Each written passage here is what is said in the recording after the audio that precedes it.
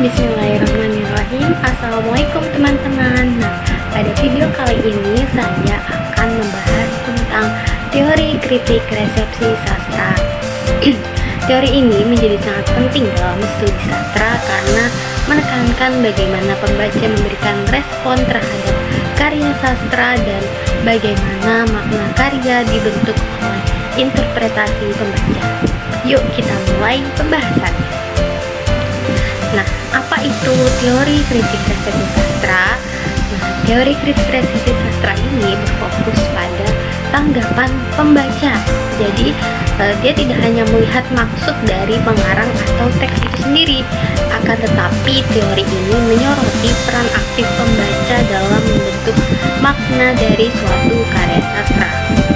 Pembaca dapat dengan pengalaman, latar belakang, dan persepsi yang berbeda-beda, yang hal tersebut dapat menghasilkan interpretasi yang beragam terhadap karya yang sama.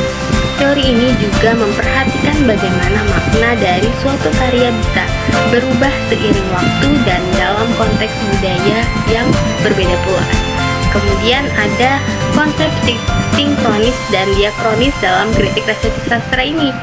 Nah, dalam penerapan teori kritik resepsi terdapat dua metode penelitian, yaitu metode sinkronis dan diakronis. Adapun metode sinkronis yaitu dapat melihat tanggapan pembaca dalam satu periode waktu tertentu, sementara metode diakronis menganalisis tanggapan pembaca dari berbagai periode. Nah, keduanya itu memberikan gambaran yang berbeda tentang bagaimana sebuah karya diterima oleh pembaca dalam waktu dan juga konteks yang berbeda. Kemudian yang ketiga ada kekuatan dan kelemahan dalam teori ini. Jadi teori kritik resepsi ini memiliki kelebihan dalam memungkinkan kita melihat beragam interpretasi pembaca dan memberikan ruang bagi tanggapan yang berbeda. Nah, namun teori ini juga memiliki kelemahan seperti kompleksitas dalam mengumpulkan data dari pembaca serta kerumitan dalam menentukan karya sastra yang tepat untuk dianalisis, terutama jika menggunakan metode diakronis.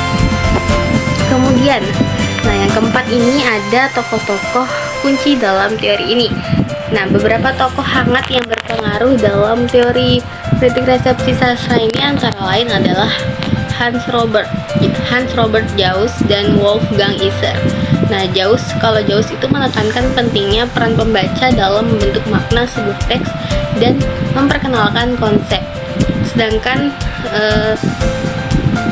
Horizon yaitu harapan membaca berdasarkan pengalaman bacaan mereka sebelumnya. Kemudian ada Iser. Nah, Iser di sisi lain memberikan fokus pada hubungan antara pembaca dan teks dan bagaimana pembaca secara aktif mengisi kekosongan dalam teks saat mereka membacanya.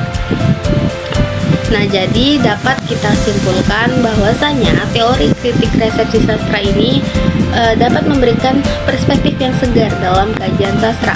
Teori ini mengajak kita untuk melihat karya sastra tidak hanya dari sisi pengarang atau teksnya saja, tetapi juga dari respon pembaca yang aktif dalam membentuk makna. Dan melalui metode sinkronis dan diakronis, kita bisa memetakan bagaimana tanggapan pembaca terhadap karya yang dapat berubah seiring waktu. Nah, mungkin itu saja penjelasan dari saya. Semoga penjelasan ini bermanfaat dan dapat menambah wawasan teman-teman.